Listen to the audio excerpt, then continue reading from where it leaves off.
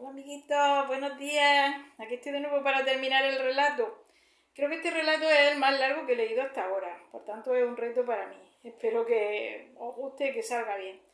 Además se da el caso que anteriormente no lo he releído. Lo leí ahora a lo mejor más de 10 años seguramente.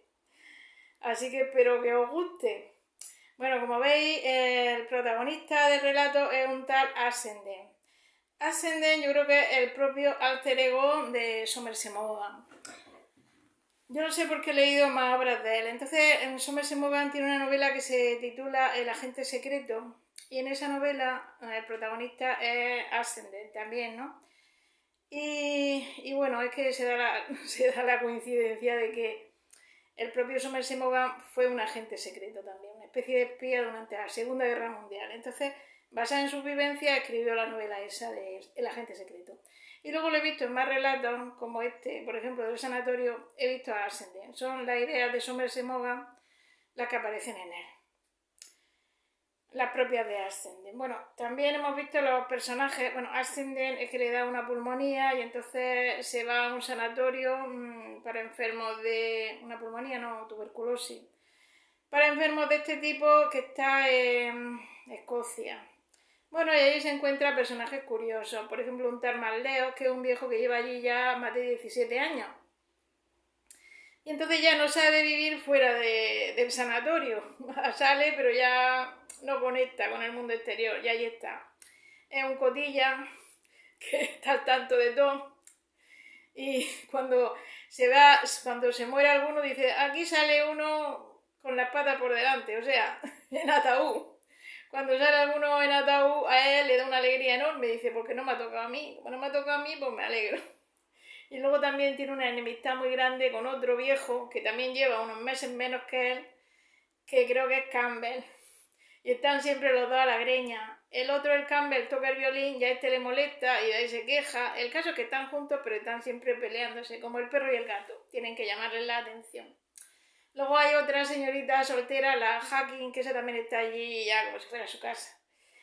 Y otro, tal Enrique Chester, que ese era una persona normal, sin vicios, amante de su familia, muy trabajador, y de repente le ha dado la enfermedad de la tuberculosis. Y entonces seguramente se va a morir, no tiene solución. Y ahí está el hombre, viene la mujer a verle y está siempre malhumorado, siempre pensando en su enfermedad. E incluso le molesta que la mujer esté bien. Bueno, ahí vamos, ¿no? Voy a ver si lo termino, porque queda un poco más de lo que leí, ¿no? A ver si hay suerte y lo termino. Poco después que Ascenden llegó al sanatorio un joven veinteño, subteniente de un sumergible. Padecía lo que en la novela se llama tisis galopante. Era alto y apuesto, con el cabello rizado y los ojos azules. 2 o 3 veces le vio Ascenden tendido en la galería, tomando el sol. Parecía un muchacho animoso y risueño. Hablaba de conciertos y de estrellas cinematográficas y leía en la prensa las noticias sobre fútbol y boxeo. Luego tuvo que guardar cama y Ascenden no le vio más. Hubo que llamar a sus parientes. A los 2 meses había muerto. Ni siquiera se quejó. Se mostraba tan inconsciente de su suerte como un animal. Durante 2 días reinó en el sanatorio ese malestar que impera en una prisión cuando ahorcan a alguien. Y luego, como por ascenso general y por instinto de conservación, el muchacho fue olvidado. Y siguió la vida, con sus 3 comidas diarias, su gol en el campo diminuto, sus ejercicios regulados, sus descansos prescritos, sus disputas y envidias, sus chismes y sus pequeñas vejaciones. Campbell, con gran desesperación de Manleo, seguía tocando Ana Laura. Manleo seguía alardeando de ser un gran jugador de bridge y criticando al prójimo. La Hacking seguía cotilleando. Chester continuaba quejándose del abandono en que le tenían los médicos y se enfurecía contra el destino que premiaba con una enfermedad subida de marido modelo. Y Ascenden, entregado a la lectura, asistía con irónica tolerancia a las ocurrencias de sus compañeros de enfermedad. Intimó con el comandante Templeton. Este contaba poco más de 40 años. Había servido en los granaderos de la Guardia y renunciado a su puesto después de la guerra. Como era rico, se dedicó por completo a la holganza. Cazaba, iba a las carreras y, según dijo a Ascenden, había perdido fuertes sumas en Montecarlo. Parecía muy mujeriego y, a juzgar por sus relatos, gozaba de mucho favor con las bellas. Le gustaban el buen vino y los buenos manjares. Conocía de nombre a todos los jefes de comedor de los restaurantes de Londres donde se llantaba bien. Pertenecía a media docena de círculos.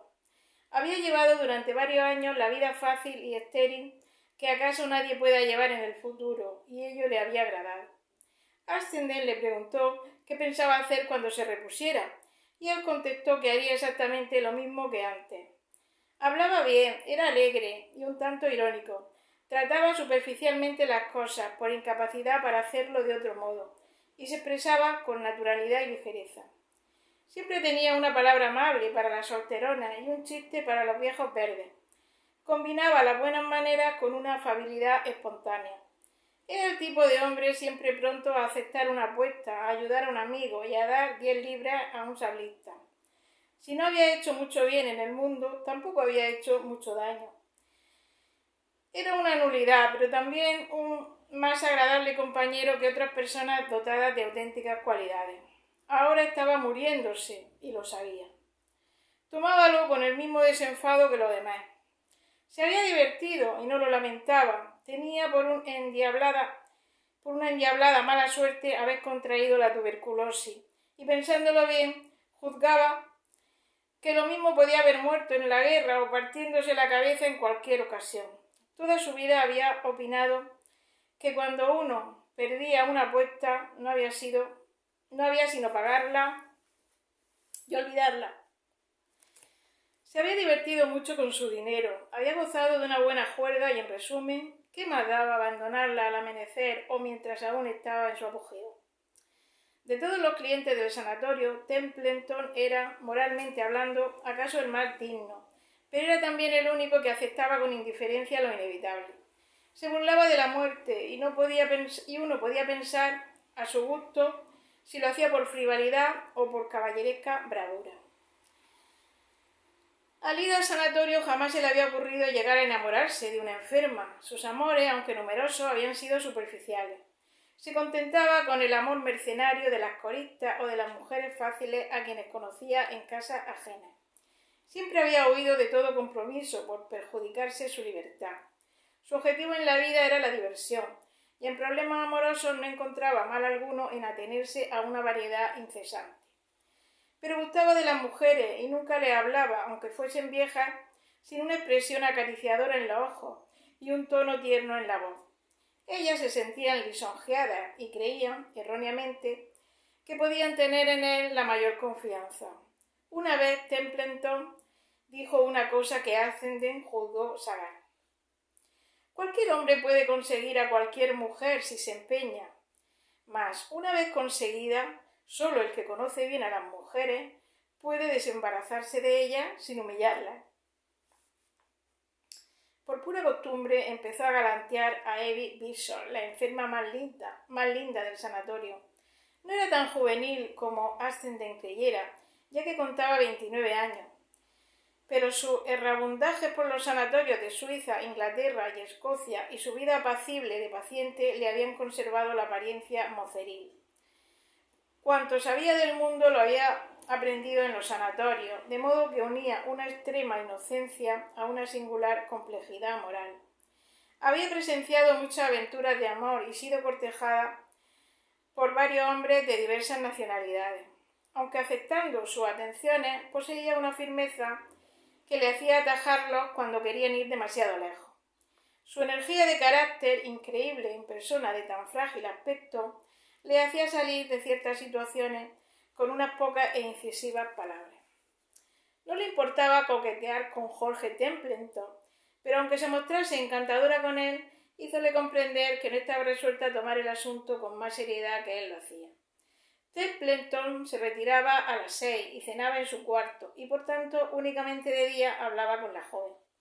A veces daban paseos en compañía, mas rara vez se veían a solas. Durante la comida la conversación en la mesa se generalizaba, aunque se notase bien que Templeton no procuraba mostrarse brillante por complacer a Chester ni a Ascenden. Ascendent juzgaba que Templeton galanteaba a Evie para pasar el tiempo, pero creía que poco a poco iba desarrollándose en su interior un sentimiento hondo. Lo notaría la joven. Si Templeton arriesgaba un comentario más íntimo del pertinente, ella le contestaba con una ironía que hacía reír a todos. La risa de Templeton, empero, era triste. Ya no se contentaba con que la muchacha le tomase como una diversión. Cuanto más conocía a Evie, más simpatizaba Ascendent con ella. Había algo patético en su belleza de enferma y en su piel traslúcida, en sus ojos grandes y azules y en su soledad, no menor que la de los demás del sanatorio. Su madre llevaba una activa vida de sociedad, sus hermanas estaban casadas y todas tomaban un interés muy vago por la joven, de la que se separaban 8 años atrás. Le escribían y a veces la visitaban, pero nada más. Ella aceptaba la situación sin amargura, era simpática con todos y de todos, escuchaba las quejas, procuraba alentar a Chester en lo posible. Un día en el comedor le dijo: «¿Estará usted impaciente? Mañana es el fin de mes y su mujer vendrá». «Este mes no viene», dijo él mirando su plato. «¿Por qué? ¿No están bien los niños?» «Sí, pero el doctor juzga preferible que no me visiten». Hubo un silencio. Evie le miró con ojos turbados. «Lo siento, amigo», dijo Templeton. «¿Por qué no ha mandado al doctor al infierno?»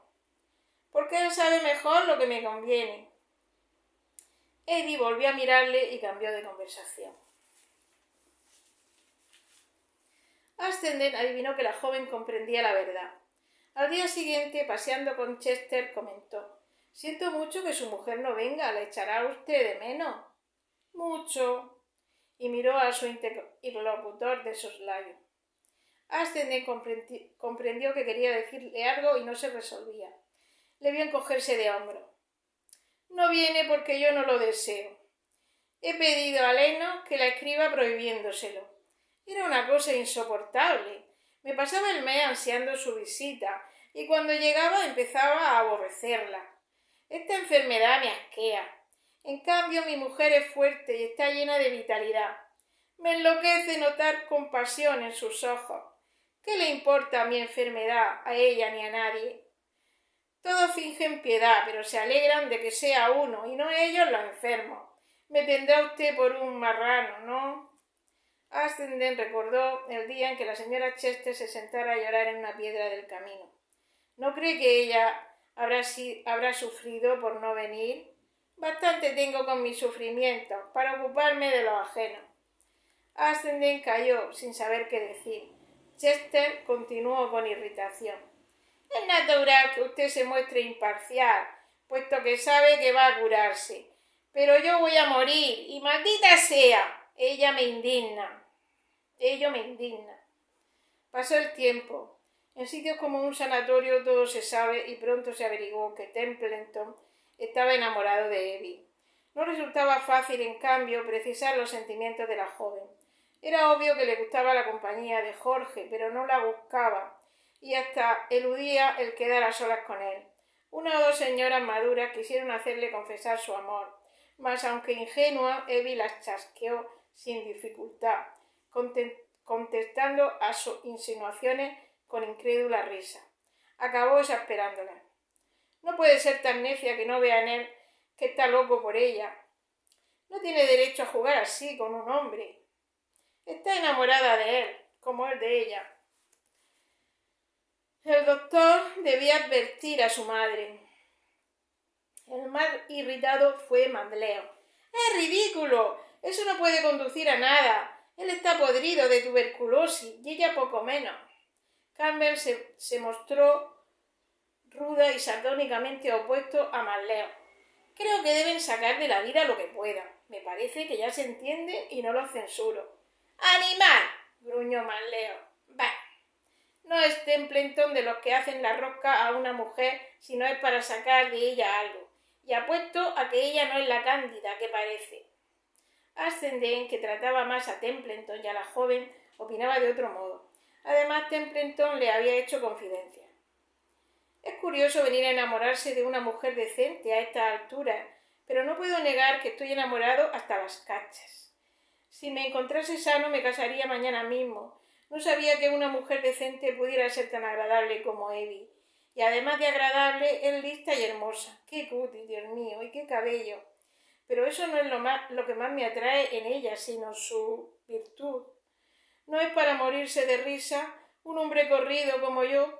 La virtud es lo último que he buscado en una mujer. ¿No le sorprende esto? No. No es usted el primer libertino que se deja rendir por la inocencia. Se trata del sentimentalismo de la madurez. ¡Cínico! Rió Templeton. ¿Y ella? ¿Qué dice? No le he hablado nada, hombre. Comprenda que puedo morirme dentro de 6 meses y además, ¿qué voy a ofrecer a una muchacha así? Ascendent tenía la certeza de que también Evie estaba enamorada. Había notado el rubor que cubría las mejillas de Evie cuando Templeton entraba en el comedor y advertía la forma en que le miraba a hurtadillas. Escuchándola, sonreía con particular dulzura.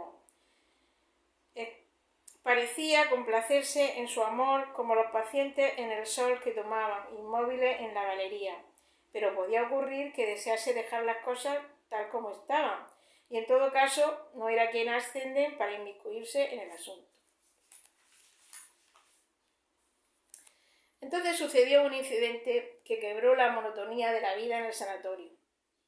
Aunque Marleo y Campbell estaban siempre discutiendo, tenían que jugar al bridge uno con otro porque, salvo Templeton, ninguno podía medirse con ellos. Sin cesar jugaban, y tras tantos años cada uno conocía los ardides del antagonista. Templeton no solía unirse a sus partidas porque siempre quería jugar con Evie, Bishop y Campbell, y Marleo concordaban al menos en una cosa, en que ella hubiera echado a perder el juego. Mas una tarde en que Evie estaba en su cuarto con jaqueca, Templeton accedió a jugar con Campbell y Marleo. Ascendent jugó también. Corría el final de marzo, pero había nevado varios días seguidos, y los 4 hombres se hallaban en una galería abierta por 3 lados al aire invernal. Se cubrían con gorros y abrigos de piel, y llevaban mitones. La apuesta era muy pequeña para un jugador como Templeton, y por tanto no tomaba el juego con seriedad. Pero lo conocía mucho mejor que los otros, y si no ganaba siempre le faltaba poco. La partida era tempestuosa y fuerte, y Campbell y Marleo se dirigían vigorosas pullas. A las 5:30 empezó la última partida, ya que a las 6 era obligatorio retirarse. La lucha fue dura. Marleo y Campbell eran adversarios, y los dos habían resuelto ganar por encima de todo. A las 6:10 acometieron el juego postrero. Templeton y Marleo iban contra Ascendent y Campbell. Marleo salió de Bacton. Ascendent pasó. Templeton mostró que tenía buenas cartas, y Marleo hizo una jugada arriesgada. Campbell replicó con no menos audacia. Los demás concurrentes rodeaban a los jugadores. Marleo, en su excitación, se había puesto pálido. El sudor le perlaba la frente y las manos le temblaban. Campbell parecía muy adusto. Marleo expuso 2 triunfos, con lisonjero resultado, y se llevó la última baza. Los espectadores aplaudieron. Marleo, levantándose con victoriosa arrogancia, amenazó a Campbell con el puño crispado. «¿Ve cómo me vengo de su puerco violín? He hecho hoy una combinación que he intentado toda mi vida y al fin lo he conseguido. ¡Dios mío, Dios mío!». Abrió la boca y se desplomó sobre la mesa. De su boca brotó un torrente de sangre. Llamóse al doctor y vinieron los ayudantes. Marleo había muerto, de alegría de ver la jugada que había hecho tan buena. La emoción lo había matado. Le enterraron 2 días después, temprano, de mañana, para que el sepelio no conturbase a los pacientes. Un enlutado pariente llegó de Glasgow. Nadie había simpatizado con Marleo, ni nadie deploraba su fin. Pasada una semana le habían olvidado. El funcionario de la India le sustituyó en la mesa y Campbell en la posesión de su cuarto. «Ahora tendremos más paz», dijo Leno a Ascendent. «Cuando pienso lo que he tenido que soportar a esos dos año tras año, hace falta mucha paciencia para dirigir un sanatorio. Pensar que después de darme tanta molestia, Marleo ha muerto de ese modo, metiendo el miedo en el cuerpo a mis clientes». Fue una cosa impresionante, sí. Era un hombre inaguantable. Sin embargo, algunas de las mujeres han quedado muy trastornadas. La pobre Evie Bishop lloró como una magdalena. Sospecho que fue la única que lloró por él y no por sí misma. Pero pronto se advirtió que había otra persona que no olvidaba a Marleo. Campbell andaba mohíno, como un perro extraviado. No jugaba, no hablaba. Era obvio que echaba de menos a Marleo. Pasó varios días haciéndose servir las comidas en su cuarto, sin salir de él, y al fin dijo a Leno que prefería volver a su alcoba de antes. Leno, irritado, le recordó que había estado atormentándole años seguidos con el deseo de ocupar aquella habitación. Por lo tanto, o la tomaba o abandonaba el sanatorio. Campbell volvió a su alcoba, amoscado y meditabundo. La encargada le preguntó: ¿No toca usted? Hace días que no le oigo. No, no toco. ¿Por qué? Porque lo hacía para molestar a Marleo. Ahora que nadie se ocupa de ello, no volveré a tocar más. Y así lo hizo, al menos mientras Ansenden estuvo en el sanatorio. No teniendo nadie con quien disputar y enfurecerse, la vida para Campbell había perdido su atractivo, y era obvio que no tardaría en seguir a su enemigo a la tumba. Oh.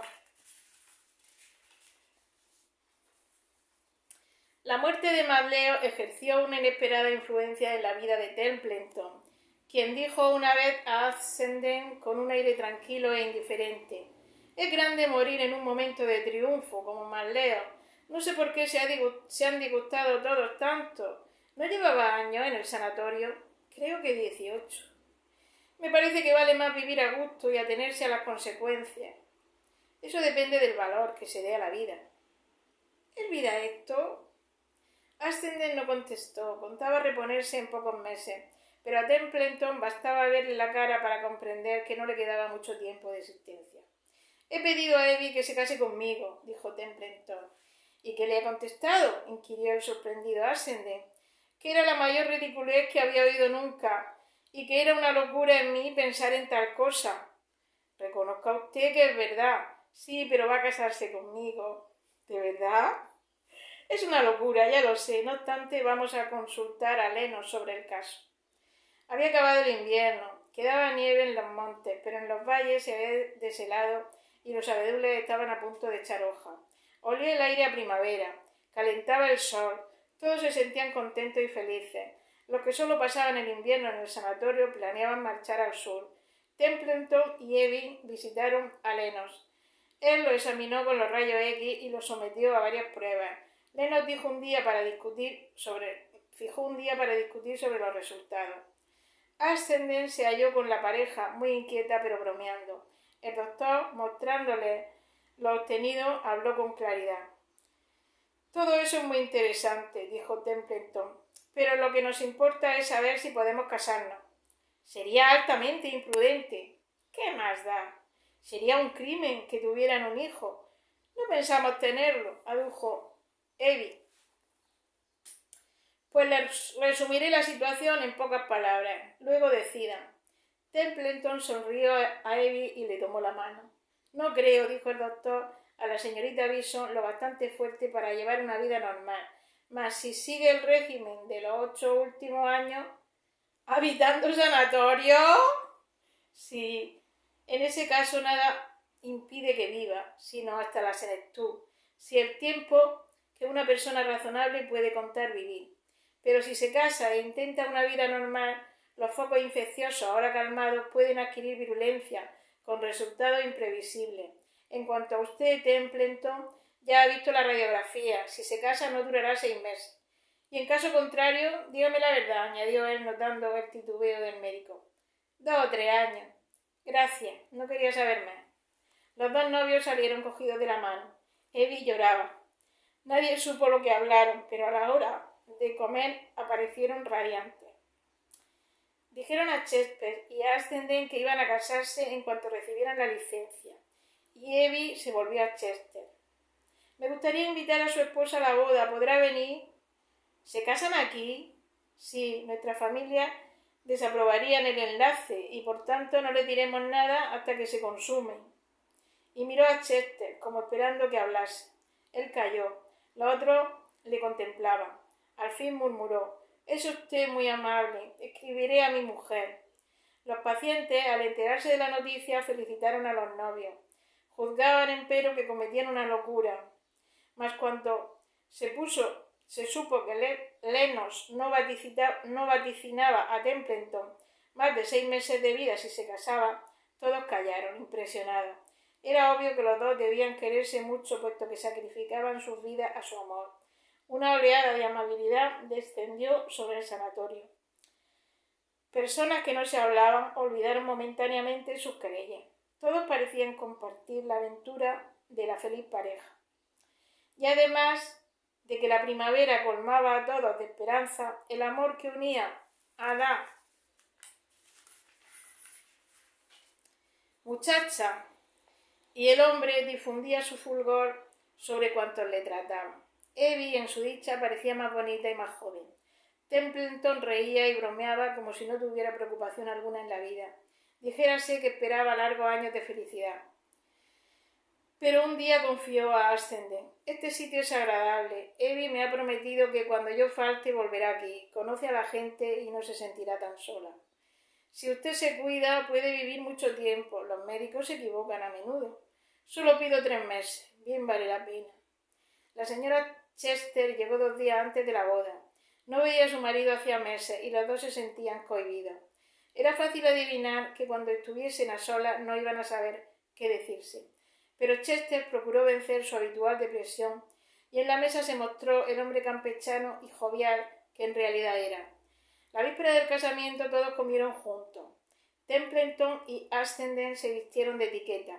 Se bebió champaña y la reunión duró hasta las 10. La boda se celebró al día siguiente en la iglesia y Ascenden fue el padrino. Cuantos enfermos podían tenerse de pie asistieron. Los esposos partieron en un coche después de almorzar. Enfermos, médicos y enfermeras les despidieron. Alguien ató a la zaga del coche un zapato viejo y otros lanzaron arroz sobre Templeton y su mujer. Sonó un vitor en honor de su marcha hacia el amor y la muerte. Y luego la multitud se dispersó.